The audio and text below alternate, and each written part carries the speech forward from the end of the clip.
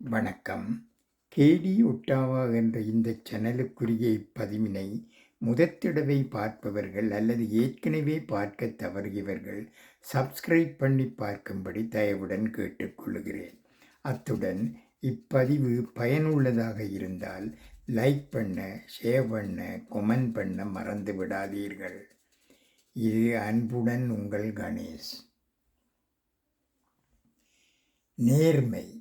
ஒரு சிறு கதையொன்று கேளுங்கள். முன்னொரு காலத்தில் ஒரு சிற்றூரில் கதிர் என்ற இளைஞன் வாழ்ந்து வந்தான். அவன் மிகச்சிறந்த ஓவியன். ஆனால் அவனது திறமைக்கு ஏற்ற அதிகாரம் கிடைக்கவில்லை. மிகவும் வறுமையில் வாடினாலும் யாரிடமும் எதையும் கேட்டுப் பெற அவனுக்கு தெரியவில்லை. ஒரு நாள் சந்தைக்கு சென்று திரும்பும் போது வழியில் ஒரு பழைய தோல் பை கிடப்பதை கண்டான். அதை திறந்து பார்த்தபோது அவனுக்கு அதிர்ச்சியாக இருந்தது. அதில் ஏராளமான பொற்காசுகளும் ஒரு விலை உயர்ந்த வைர மோதிரமும் இருந்தன. அவனது வறுமைக்கு அது ஒரு பெரிய தீர்வாக தெரிந்தது. ஆனால் கதிர் ஒரு நிமிடம் யோசித்தான்.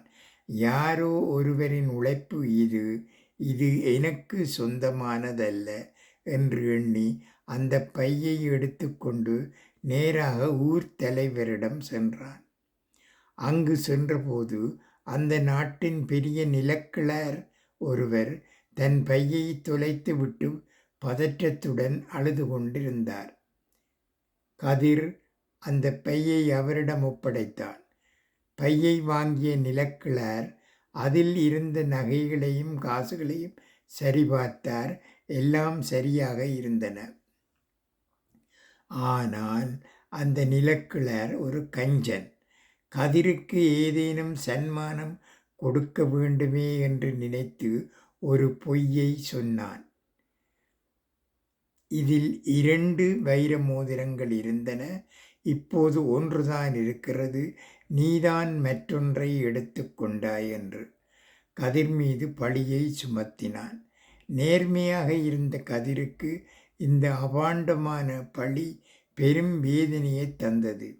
ஊர் தலைவர் இருவரையும் பார்த்தார். கதிரின் கண்களில் இருந்த உண்மையையும் நிலக்கிழாரின் தடுமாற்றமும் அவருக்கு புரிந்தது. அவர் ஒரு அதிரடியான தீர்ப்பை வழங்கினார். நிலக்கிழாரே, நீங்கள் சொல்வதின்படி இதில் 2 மோதிரங்கள் இருந்திருக்க வேண்டும். ஆனால் இந்த பையில் ஒன்றுதான் இருக்கிறது. அப்படியானால் இது உங்கள் பை கிடையாது. கதிர், இந்த பை யாருடையது என்று தெரியும் வரை இது உன்னிடமே இருக்கட்டும். உண்மையாக உரிமையாளர் வரும்போது நீ கொடுக்கலாம் என்று கூறிவிட்டார். நிலக்கிழார் அதிர்ந்து போனார். தன் பொய்க்காக பெரும் சொத்தையே இழக்க நேரிட்டதை உணர்ந்து மன்னிப்பு கேட்டார்.